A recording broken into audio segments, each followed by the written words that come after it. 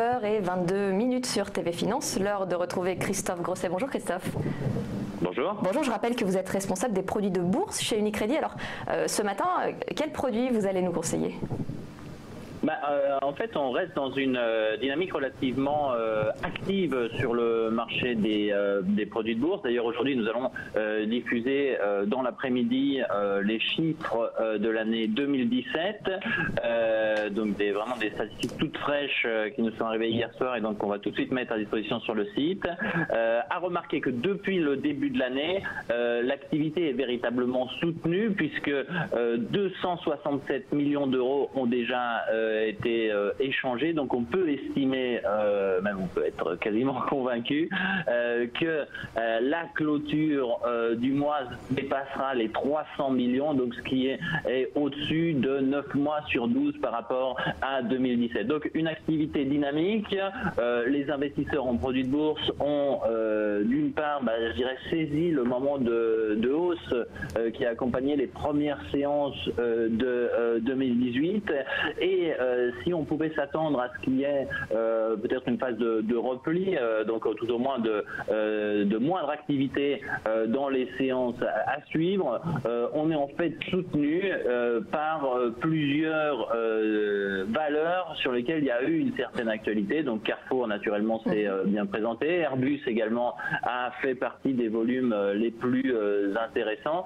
Donc l'activité reste soutenue principalement par cette approche de stock picking très ponctuelle. Donc on est plus dans des approches en termes de produits de bourse, une approche opportuniste de la part des investisseurs, plus que aller chercher un secteur. Puisqu'on le rappelle, les deux stratégies qui restent valides pour cette première partie de l'année tout au moins, ça va être soit d'aller chercher des valeurs qui vont accompagner ce mouvement sur l'indice. Donc on reste, les analystes restent tendanciellement positifs sur l'évolution des marchés actions, puisque on perçoit une certaine solidité, même l'achat de protection qui avait été un peu la ritournelle des dernières semaines semble se calmer dans le sens où le prix de cette protection baisse. On le voit en regardant un indicateur qui s'appelle le SKU, donc c'est le rapport entre le prix que les investisseurs institutionnels sont prêts à payer pour acheter des puts, donc des protections, et ce qu'ils payent pour acheter des calls, donc des produits haussiers.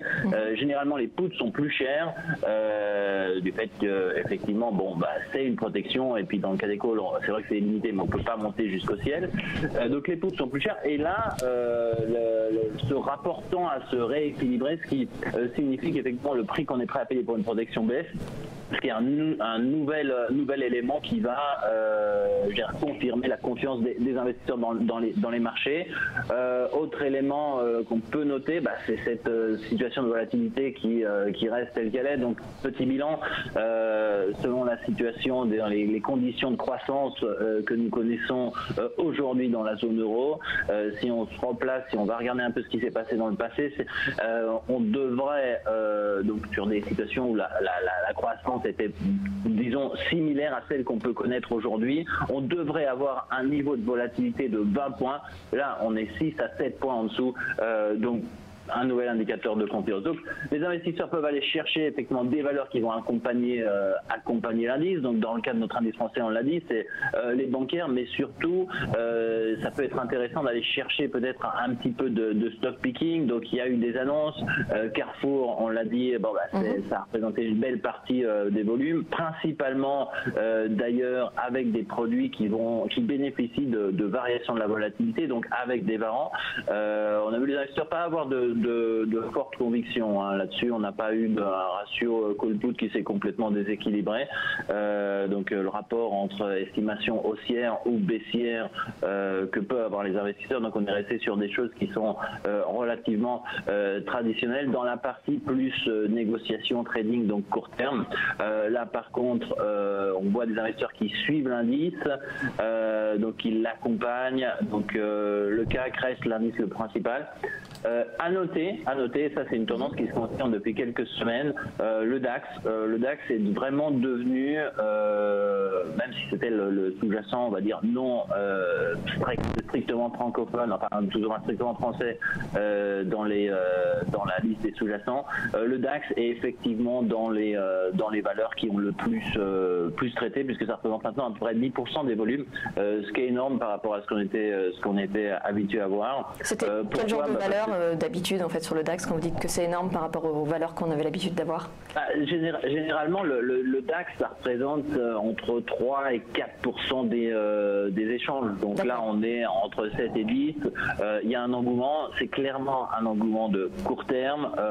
Plusieurs stratégies là-dessus, mais on le voit, c'est clairement des turbos classiques. Donc le turbo classique, je le rappelle, c'est un produit qui nous permet d'investir à levier, qui a une date de maturité et qui, en fait, au-dessus d'un niveau prédéfini, on profite de la hausse dans le cas des turbo calls, en contrario, on profite de la baisse dans le cas des turbo put.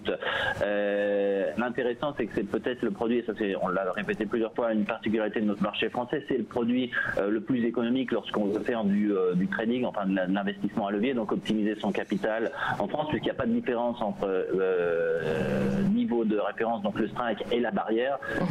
Une nouveauté, et ça on était une tendance qu'on sent chez les investisseurs, donc sur cette partie trading sur les turbos. Donc il y avait eu la semaine dernière le lancement des Turbo CAC. Turbo CAC avec maturité juin. Alors pourquoi c'était intéressant? Puisque généralement ces turbos donc relativement économiques, on l'a dit, par rapport aux autres formes d'investissement levier, que ça puisse être les varants, les turbos limités ou les turbos limités baisse. Le turbo classique, généralement il est émis par les émetteurs à 3-4 mois, et ceci puisque effectivement ça a un coût. Donc en fait ce qu'on va payer en tant qu'investisseur, c'est uniquement le spread plus la petite différence entre le prix théorique et le prix offert par le market maker, mais c'est vraiment très limité. Et depuis la semaine dernière, en fait, on a vu, il y a eu une course entre nous émetteurs pour émettre des turbos sur le CAC avec maturité juin, donc se laisser quand même 5 mois de trading, ce qui est pas mal, lorsqu'on veut investir à levier. On a suivi le mouvement, nous, mais par contre sur le DAX, on a été les premiers à les proposer, et donc depuis hier, on a proposé également des turbos DAX à maturité juin. Alors l'intérêt, ça va pas être de porter naturellement l'instrument jusqu'à maturité, mais souvent ce qui se passe lorsqu'on va investir avec un effet de levier, c'est que justement, on est conditionné dans le cas du turbo par la date de maturité. Donc date de maturité, c'est-à-dire qu'on va devoir de toute façon avoir raison assez vite. Là, en ayant jusqu'en juin, ça nous permet d'avoir une stratégie qu'on va peut-être porter jusqu'en mars, sans devoir effectivement être conditionné par la maturité du mois de mars. Donc c'est quelque chose qui va être utile pour les 2 prochains mois. Après, naturellement, on ira renouveler avec une échéance plus longue en septembre, puisque on le rappelle, on émet tous les jours. Donc dans les valeurs qui un élément peut-être important sur cette approche de trading, on a fait un webinaire avec des investisseurs actifs, donc vous pouvez retrouver d'ailleurs sur notre site lundi, et on leur a demandé effectivement quel était leur sentiment sur le marché. Et là, on s'est trouvé dans une situation relativement atypique également, donc où les investisseurs individuels ont répliqué en fait l'approche qui peut être celle des professionnels, puisque nous avions donc 60% d'investisseurs haussiers, 20% d'investisseurs qui estimaient une stabilité et seulement 10% qui estimaient une baisse du marché. Donc ça, c'est un indicateur quand même très fort. Donc là, la question se posait le sondage était fait sur toute l'année. C'est un indicateur très fort, puisque traditionnellement, techniquement, ce qu'on observe, c'est-à-dire qu'on va retrouver sur le marché 2 tiers de haussiers et 1 tiers de baissiers. C'était donc très faible, vu qu'il n'y avait que 10% de baissiers. C'est effectivement une situation atypique, donc on parle naturellement de court terme, mais ça peut être à remarquer. Donc les stratégies valides restent naturellement, pour ceux qui sont haussiers, on a parlé donc de cette innovation des turbos plus longs, donc c'est effectivement l'instrument qui peut être suivi. Donc là-dessus, vous les retrouvez tous les 25 points sur le CAC et tous les 100 points sur le DAX.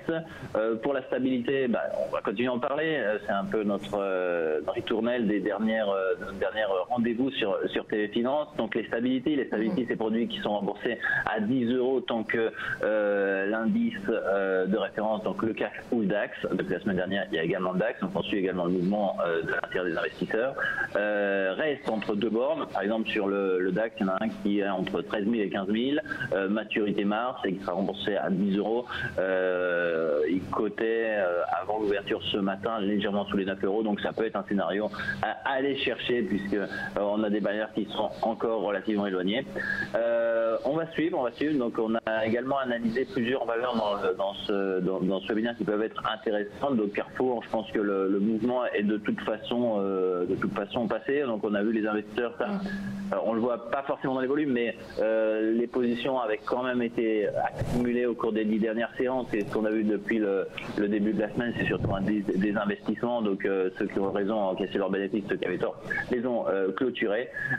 Capgemini a été mentionné, et une valeur qui commence à monter dans le classement et sur lequel il y a une structure graphique intéressante, c'est Ingenico. Donc Ingenico, donc on le voit, ça peut être une valeur qui, dans les prochaines séances, continue d'attirer l'intérêt des investisseurs en produits de bourse. C'est votre conseil, Ingenico? Conseil, non, puisque nous ne fournissons que des produits. Enfin, du moins que vous allez conseiller, continuer à suivre. Des observateurs avertis de ce que font les investisseurs, et ce qu'on voit, c'est qu'effectivement Ingenico, depuis en fait vendredi dernier, donc après qu'on se soit parlé la semaine dernière, monte dans les volumes. Donc clairement, ça peut être l'une des valeurs qui attirera l'intérêt des investisseurs. Une tendance, c'est qu'on le voit, ils le font plus en utilisant les varans que les turbos. Donc où on peut estimer que le mouvement pourrait être brutal, enfin les investisseurs s'attendent à un mouvement brutal et relativement à court terme.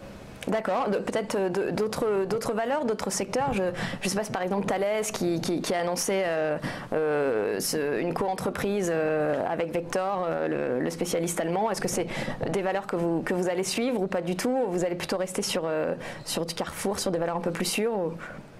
Non, nous sur les produits de bourse, on le rappelle, donc notre gamme couvre aujourd'hui plus de 80 actions, hein, donc il y a le choix pour aller investir. C'est un peu ce qui fait le charme des produits de bourse, c'est-à-dire que vous allez retrouver effectivement sur les valeurs qui vont vous intéresser des produits de bourse qui vont vous permettre de faire divers scénarios. On a parlé des turbos, on a parlé des stability.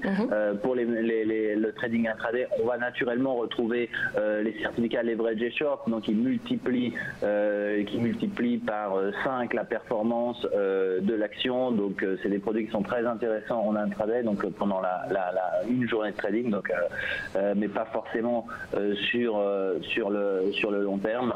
Je pense que c'est intéressant de relever dans les séances actuelles, c'est comment les investisseurs sont vraiment attentifs à aller faire ce stock picking. C'est-à-dire que on sent qu'il n'y a pas outre la tendance sur l'indice, on sent qu'il n'y a pas de forte conviction sur un secteur plus qu'un autre. Bon, peut-être les financières attirent l'intérêt, mais c'est pas une tendance relativement nouvelle, mais ils vont vraiment suivre dans ces périodes des actions qui vont bouger. C'est-à-dire qu'on sort du traditionnel top 10 sur les varans où on a SocGen, BNP, Sanofi, Total, enfin les poids lourds du CAC, et où on voit des actions comme Air France naturellement qui rentrent, Airbus également, Air France et Airbus, les investisseurs se sont positionnés de façon plus baissière en utilisant des produits de bourse. Donc vraiment du stock picking, et je crois que c'est ce qu'il faut faire. Donc c'est pour ça que c'est ce qu'on a essayé de faire dans le cadre d'un webinaire de lundi, donc on le republie sur le site, et puis naturellement cet après-midi le bilan des volumes sera également publié sur notre site bourse.unicredit.fr. D'accord, merci Christophe Grosset. Donc on va en renvoyer tout le monde sur le site d'Unicredit pour voir notamment votre sondage qui montre la confiance des investisseurs.